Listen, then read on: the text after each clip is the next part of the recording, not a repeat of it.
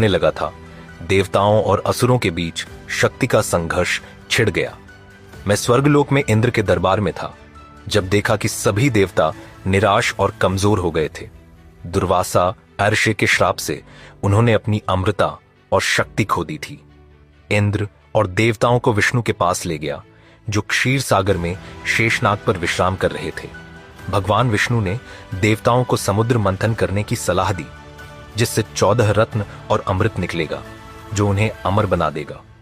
मैंने अपनी वीणा पर एक उत्साहपूर्ण धुन छेड़ी और देवताओं के साथ पाताल लोक गया, जहां असुर राज बलि से वार्ता हुई।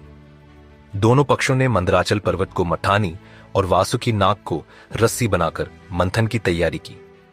लेकिन जैसे ही पर्वत समुद्र में रखा गया, वह डूबने लगा। सभी निराश हो गए, पर मुझे पता था कि प्रभु की लीला अभी शुरू हुई है।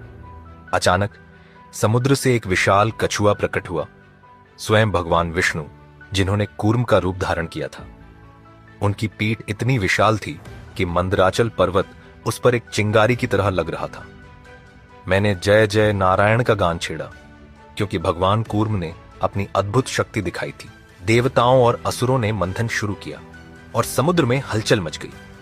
पहले निकला हलाहल विष, जो इतना भयानक था कि उसकी गंध से ही प्राणी मरने लगे। भगवान शिव ने लोगों पर दया करके उस विष को अपने कंठ में धारण कर लिया। फिर एक एक करके 14 रत्न निकले। लक्ष्मी जी, ऐरावत हाथी, उच्चैश्रवा घोड़ा, कौस्तुभ मणि और अन्य अमूल्य रत्न प्रकट हुए। अंत में धन्वंतरी अमृत कलश लेकर प्रकट हुए। जैसे ही अमृत कलश निकला, असुरों ने उसे छीन लिया। देवता हताश हो गए, पर भगवान विष्णु ने मोहिनी का रूप धारण किया।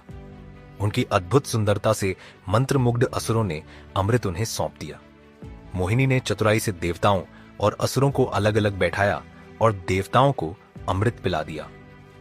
राहु नामक असुर ने छल से देवताओं की पंक्ति में बैठकर अमृत पी लिया। सूर्य और चंद्रमा ने इसकी सूचना दी और मोहिनी ने तुरंत अपने सुदर्शन चक्र से राहु का सिर काट दिया। अमृत पीकर सभी देवता पुनः बलशाली हो गए। असुर जब समझे कि उनके साथ छल हुआ है, तो उन्होंने आक्रमण कर दिया। भगवान विष्णु ने मोहिनी रूप छोड़कर असुरों का संहार किया। समुद्र मंथन समाप्त हुआ और भगवान कूर्म धीरे धीरे समुद्र की गहराई में विलीन हो गए।